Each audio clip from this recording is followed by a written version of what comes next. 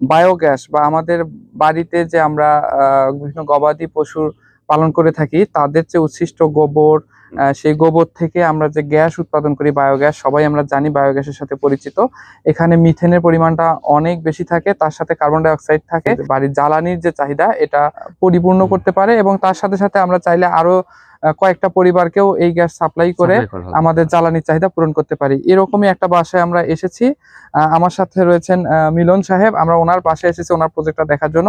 উনি অনেকদিন আগে এখানে বায়োগ্যাস প্লান্ট স্থাপন করেছেন এবং খুবই সুন্দরভাবে এখনো সে বায়োগ্যাস প্লান্ট তাকে গ্যাস সাপ্লাই করে দিয়ে যাচ্ছে। আমরা পুরো বিষয়টা জানবো এবং আরো কিছু ভালো ভালো তথ্য আপনাদেরকে জানাবো। উনি আমাদের এই এলাকার মধ্যে একজন আদর্শ সবজি চাষী।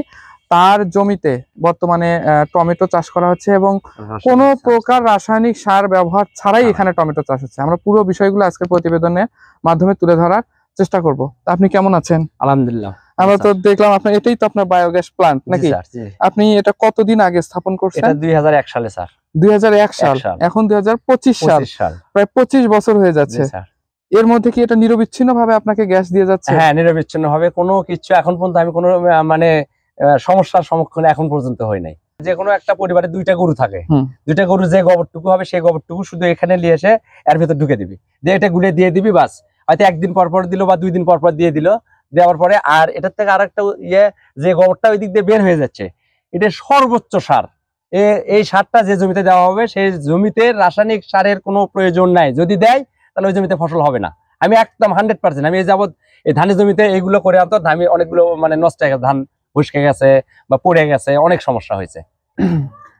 বায়োগ্যাস প্লান্টের যে পদ্ধতিটা এটা যদি আমি একটু বর্ণনা করি, এখানে একটা ইনলেট অংশ থাকে আর একটা আউটলেট অংশ থাকে। এই ইনলেট অংশ দিয়ে আমাদের গরু বা হাঁস মুরগির বিষ্ঠা, গরুর গোবর এগুলো প্রবেশ করানো হয়। এটাতে যদি পানি দিয়ে গুলায় দেওয়া যায়, এটা ভেতরে যে চেম্বার আছে মাটির নিচে একদম হাউস করে একটা চেম্বার করা আছে, সেখানে সম্পূর্ণ অক্সিজেনের অনুপস্থিতিতে ওটা ডাইজেস্ট হয়। তারপর ডাইজেস্ট হওয়ার পর উচ্ছিষ্ট যে গোবরটা ওটা ওই পাশে বের হয়ে যায়। আর গ্যাসের জন্য একটা আউটলেট পাইপ আছে, এই পাইপ দিয়ে যে কয়টা চুলার সাথে এই পাইপটা সংযুক্ত থাকে সে কয়টা চুলায় ওটা চলে যায়। আমরা এখন যে গ্যাসের চুলাটাতে আগুন দেখতে পাচ্ছি, এই আগুনটা হচ্ছে বায়োগ্যাস প্লান্ট থেকে উৎপাদিত যে গ্যাস, সেই গ্যাস উৎপাদিত আগুন। এখানে ওনাদের যে প্লান্টটা রয়েছে এই প্লান্ট দিয়ে উৎপাদিত গ্যাসে 3টা পরিবার এইভাবে তারা গ্যাস ব্যবহার করতে পারছে এবং ব্যবহারের শেষেও কিছু উচ্ছিষ্ট গ্যাসও চলে যাচ্ছে এবং দেখা যাচ্ছে সম্পূর্ণ ধোঁয়া মুক্ত না এবং পরিবেশ বান্ধব, ধোঁয়া মুক্ত এবং কালি মুক্ত। মানে ওই পাতিলের কোনো মানে কালি পড়বি না। এই গ্যাসটার কোনো মানে পার্শ্ব প্রতিক্রিয়া মানে কোনো অ্যাক্সিডেন্ট, বিপদ আপদ, যেটা ওইগুলো গ্যাস বাস্টে মানুষ মরে, আগুন ধরে, এটা কিন্তু এটা নাই স্যার। অতিরিক্ত যখন এর ভেতর হলো ওই দিক দিয়ে এমনি বের হয়ে চলে গেল। মাঝে মাঝে এখানে বুদবুদ আকারে অতিরিক্ত গ্যাসটা এখান থেকে বের হয়ে যায়, সেই বের হয়, শব্দ শোনা যায়, মুশকিল ওঠে, মানে ওই তখন দেখা যাচ্ছে যদি বের হয়ে যাচ্ছে।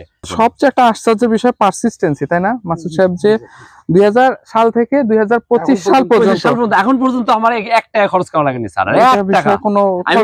খালি এই তারটা 2বার ছিঁড়ে গেছিল স্যার, আমি তো ওই জোড়া দিছি দেখেন স্যার, কিন্তু তারপরেও কিনেনি, কেনা লাগেনি।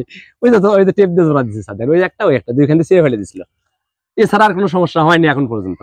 আমরা এখন ওনার টমেটোর জমিতে যাব এবং দেখবো যে এই সার ব্যবহার করে আসলে উনি টমেটো থেকে কেমন ফলন পেয়েছেন। এখন আমি ওনার যে টমেটোর জমিটাতে এখানে এসেছি, এখানে কি জাতের টমেটো করা হয়েছে? এটা বাহুবলী স্যার। বাহুবলী এবং আরো একটা দেখলাম মিন্টু, 2 ধরনের টমেটো এখানে চাষ করা হয়েছে। তবে বাহুবলীর ফলনটা আমি দেখছি একদম চোখে পড়ার মতো। এখনো পূর্ণাঙ্গ পাকেনি, তবে ফল স্টেজে চলে এসেছে ম্যাক্সিমাম গাছই। আর কিছুদিন পরে হয়তো পাকা শুরু করবে। এখানকার এই বাগানটার যে বিশেষত্ব, আরো কয়েকটা টমেটো বাগান আমি আজকেই গিয়েছি, কিন্তু ও গাছগুলোর গ্রোথ এত ভালো না। এখানে যে গাছের আমি গ্রোথ দেখছি এসে আশ্চর্য ব্যাপার। সবচেয়ে আশ্চর্য ব্যাপার যে এই টমেটোর জমিতে কোনো প্রকার, তাই না, কোনো প্রকার রাসায়নিক সারের ব্যবহার এখানে হয়নি। তার মানে জৈব সার দিয়েও যে একদম কোয়ালিটি ক্রপ প্রোডাকশন করা সম্ভব, এটা প্রমাণ হচ্ছে আপনার এই টমেটোর বাগান। তো আপনার এই টমেটোর বাগানে আপনি সারটা কখন প্রয়োগ করেছেন? স্যার এই যখন এই জমিটা তো আসলে আগে বিছন ছিল, আমন ধানের বিছন ছিল, বিছন উঠে তুলে নেওয়ার পরে ওই যে গ্যাসের প্ল্যান্টে যে গোবরটা বের হচ্ছে ওই গোবর গুলো দিয়ে আমি জমি চাষে ঢেকে রাখি। রাখার পরে কিছুদিন পরে চারা হয়ে গেল, চারা তুলে আনতর তখন এই দিক দিয়ে লেগে দিই স্যার। এটাই শেষ। আর পরবর্তীতে সার দিলে তো আর হলই না স্যার, পরে আর সার না কোনো সার না, ওই একবারই যথেষ্ট। সেটা একটু এবার পরিমাণে হয়তো একটু বেশি হওয়ার কারণে এই যে গ্রোথটা আরো বেশি হয়েছে স্যার। আর একটু কম দেওয়া লাগতো ওই সারটা, ওই গোবর সারটা আরো একটু যদি কম দিতাম তাহলে স্যার আরো একটু মানে গাছ একটু না হয়তো হতো। ওই বেশি হওয়ার কারণে যে অবস্থা হয়ে গেছে স্যার। আপনার গাছে যে পরিমাণ টমেটো ধরেছে আমার তো মনে হচ্ছে পরে এটা ভারী নিতে পারবে না স্যার। তাই হবি তো স্যার, গতবারই তো তাই হয়েছিল, গতবারই তো এবার আরো অবস্থা খারাপ হয়ে যাবে। এই যে মুরব্বি প্রতিদিন আমার দাদা হয় এইরকম টমেটো আমি আর কোথাও দেখিনি, এটাই প্রথম। আপনি যে এইভাবে জৈব সার দিয়ে টমেটো আবাদ করছেন, আশেপাশের অনেকে আপনাকে থেকে উৎসাহিত হচ্ছে না? উৎসাহিত হচ্ছে, কিন্তু স্যার ওরা তো ওটা পাচ্ছে না স্যার। এই যে এই গোবর সারটা তোরা পাবে না, খালি এটা অনেক কৃষক স্যার এরকম পরামর্শ যারা নিবে আসে আমি সুন্দরভাবে তার বলে দিই। আচ্ছা, জৈব সার ব্যবহার করার কারণে কি আপনার রোগ বালাইয়ের আক্রমণটা একটু কম হয়? স্যার গতবার ওই সাইটে একটা আসলে হচ্ছে আপনার ওই যে সাইটে যে গোবর দেবে মানে সরাসরি যে গোবর ওই গোবর দিয়ে করা, আর এটার থেকে করেছিলাম গতবার 2টা জমি।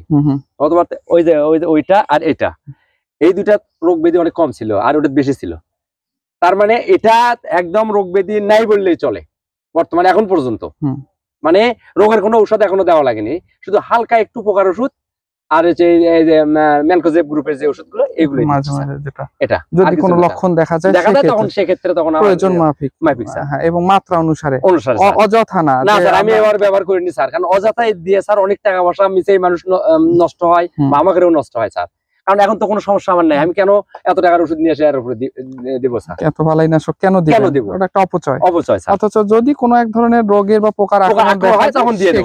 সেটাও যদি আপনার মাত্রার চেয়ে বেশি হয়, আমরা যেটা বলি ইকোনমিক থ্রেশহোল্ড লেভেলের চেয়ে যদি বেশি হয় তখন আপনি অ্যাপ্লাই করেন। আরেকটা কথা দেখলাম যে আপনি এখানে চারা উৎপাদন করছেন। অনেকে আসে সবজির চারাটা কিনে লাগায়, আপনি নিজে বীজ কিনে চারা লাগান, সেটা তো আপনার একটা সাশ্রয় হয়। আগামী 5 বছর থেকে আমি কপি, টমেটো, পেঁপে, আপনার হচ্ছে পেঁপে আর হচ্ছে পেঁয়াজ এরিয়ে এগুলো আমি আজ 5 বছর, গত 5 বছর হলে আমি আর 1 টাকারও কিনি না স্যার। কিনবে গেলে 1 টাকার চারা 2 টাকা 3 টাকার কিনা লাগে স্যার। এই টমেটোর চারা অনেকেই 2 টাকা 3 টাকার কিনছে, আমার তো কত করে পড়ছে? বেশি পড়লে 1 টাকা বা 8 আনা।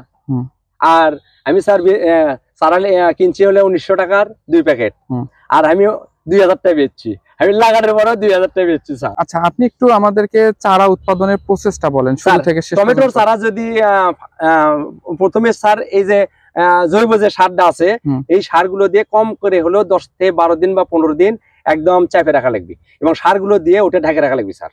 মাটিটা চারা ফলানোর আগে বেডটা পুরোটাই 7 দিন বা 10 দিন একটু ঢেকে রাখলেন স্যার। তারপরে এটা খুলে দিয়ে আবার মাটিটা অল্টারনেট মানে কদলালেন, কুদলে ঝুরঝুরো করে একদম ঝুরঝুরো হয়ে গেল। তারপরে কিছু রাসায়নিক সার, কিছু সার হয়তো যদি হাফ শতক হয় তার উপরে যেটুকু দেওয়া যাবে, কিছু টিএসপি, কিছু এমওপি, কিছু বোরন, জিঙ্ক, ম্যাগনেসিয়াম কিছুটা দিয়ে ওটা খোলা রাখলেন 7-8 দিন, দিয়ে তারপরে স্যার ওটা সুন্দর করে চারার উপযুক্ত হয়ে গেলে চারাটা পেতে দিলেন স্যার। প্রথম অবস্থায় প্রত্যেকটা কৃষক কোনো ঔষধ না দিয়ে শুধু রিডোমিন গোল্ড যে আছে স্যার, সিনজেন্টার ওষুধ, এই ওষুধটা যান ঠিক মতো চারাতে ব্যবহার করে। গাছ যখন উঠে গেল 2 পাতা করে হয়ে গেল, 2 পাতা হয় সবগুলো 2 পাতা হয়, 2 পাতা হওয়ার পরে ঝর্ণা দিয়ে আগে দেওয়া লাগবে রিডোমিন গোল্ড, এটা তো দিলেন, দিয়ে একদিন পরে ঝর্ণা দিয়ে ঝাপঝাপা করে চারাটা ভিজে দিবেন। আচ্ছা, ভিজে দিলেন মানে যে পরিমাণ লাগবে খালি ঝর্ণা দিয়ে, অন্য কোনো পানি দেওয়া যাবে না, হালকা সেচ। হয়তো অনেকে ড্রেন দিয়ে দিবি, এটা দেওয়া যায় না, হালকা একটু সেচ দিলেন। এইভাবে 8 দিন 10 দিন পর পরে পানি অল্টারনেট ঔষধ, পানি ঔষধ স্যার। একটা চারাও নষ্ট হবে না, পোকাও কাটবে না, কোনো কিছু হবে না স্যার। আর পারলে স্যার ওই যখন জমিটা আমরা তৈরি করব, পারলে হাফ শতকের জমিতে 250 গ্রাম করে দানা ওষুধ মাটির মধ্যে দেওয়া যেতে পারে, বা সবাই জান দেয়। আচ্ছা, আপনি চারাটা যে লাগাইছেন কতদিনে চারা এই টমেটোর জমিতে লাগাইছেন? এটা আমি লাগাইছি স্যার হচ্ছে 33 বা 34 দিনের চারা। আর এখন এটার বয়স কেমন হচ্ছে? এটার বয়স হচ্ছে এখন স্যার অলরেডি প্রায় 2.5 মাস। এইরকম প্রসেস জৈব সার ব্যবহার করলে একদিকে যেমন আমাদের রাসায়নিক সারের খরচটা কম হচ্ছে, মাটির গুণাগুণটাও ঠিক থাকতেছে, ফলন, গাছের গ্রোথ সবই বাড়তেছে। মোট কথা আমি একটা কথা বলি, আমার এই ধরেন 20-25 শতক জমি টমেটো, আচ্ছা, আমি শুধু এই যে আপনার এই যে সুতো, বাঁশ আর এইটুকু ছাড়া আর কামলা ছাড়া আমি সারের কোনো টাকা 1 টাকাও ইনভেস্ট করি নাই। ইনশাল্লাহ আমি আরো চারা বেচে আমার টাকা উঠে আছে, এটা আমার বিনা টাকায় হচ্ছে স্যার। এখন আল্লাহ যদি এখন শেষ পর্যন্ত ভালো রাখে স্যার। তার এই উচ্ছ্বাসটাই আসলে আমাদেরকে অনেক বেশি আনন্দিত করছে। তার উচ্ছ্বাসই বলে দিচ্ছে সে না স্যার আমি খুশি স্যার, আমার আসলে খরচ কম হয়েছে, উৎপাদনের যে একটা আনন্দ, এরকম প্রত্যেকটা কৃষি উদ্যোক্তা এরকম আনন্দে থাকুক, সবাই তার যার যার ক্রিয়েটিভিটি দিয়ে আমাদের পরিবেশ বান্ধব পদ্ধতিগুলোর পূর্ণাঙ্গ প্রয়োগ ঘটাক এবং তারা নিজেরা লাভবান হোক, আমাদের দেশ লাভবান হোক, আমরা দেশে উৎপাদনশীলতাতে আরো অনেক বেশি এগিয়ে যাই, এই প্রত্যাশায় আজকের ভিডিওটা শেষ করছি। ধন্যবাদ।